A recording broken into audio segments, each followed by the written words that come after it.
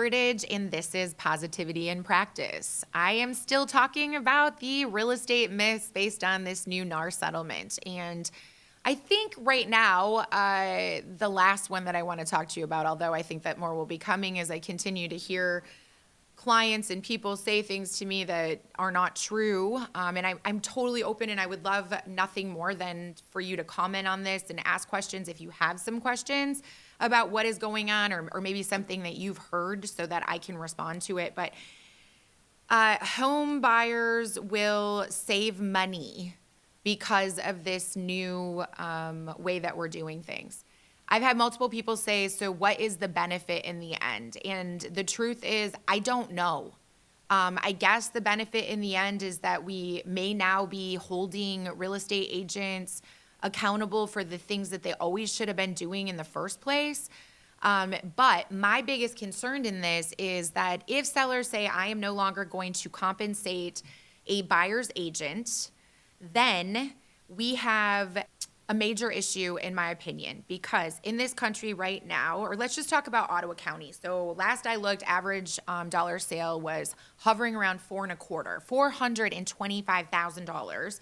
That was our average of a home sale in Ottawa County.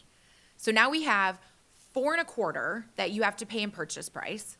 Let's say that you qualify for a FHA or a conventional 5% down loan, which means that you may be paying PMI, which is private mortgage insurance. So now we need another $20,000 in a down payment.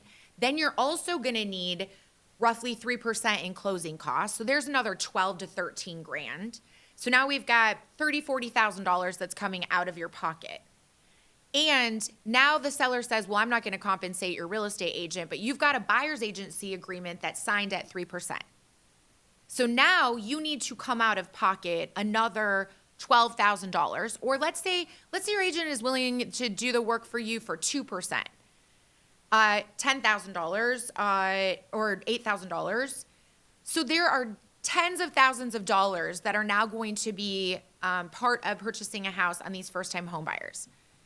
It is bananas to me to see how unaffordable housing has become in general in the United States of America, but people will talk about it all the time in Northwest Ottawa County and in Ottawa County because it's just where I am. And then I look at some other places where if you were in like Los Angeles or you're in some places in Chicago where the average dollar sale is $600,000-$700,000. So we are on a national average, we are still affordable. However, how are you supposed to pay for a $400,000 mortgage if you are making $60,000 a year? I'm concerned when I look at this and think about who it really helped. I mean, I know attorneys made a lot of money, a lot of money. You could look it up, at the last time that I heard, the plaintiffs inside of the cases, I think were making $100 or something like that a piece. But I've yet to really figure out how this benefits home buyers especially. If home buyers are forced to pay their buyer's agency commissions, and I do not believe for 1 minute that real estate agents should work for free. I have been doing this job for a really long time, and I work really hard, and I negotiate really well, and I save my clients money on the buyer side, and I make my clients money on the sell side by pricing things in the right way and making sure that there's a marketing package out there and blah, blah, blah, all of the things that you do to be a professional inside of your job.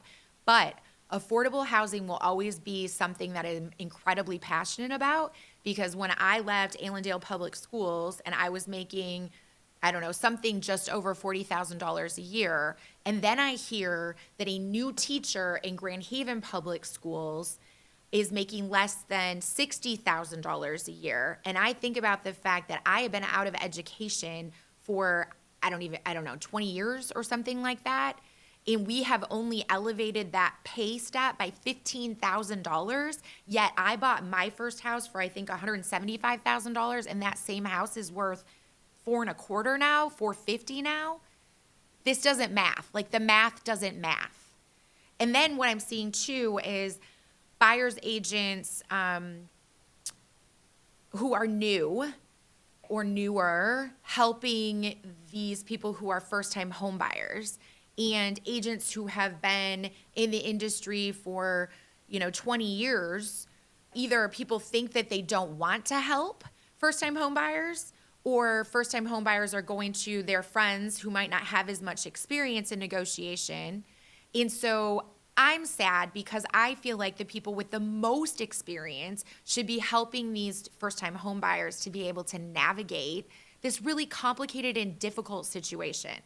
So if you are a first-time home buyer and you are getting into a buyer's agency relationship, it is paramount that you ask all of the questions of your loan officer and of your real estate agent and how this is going to work.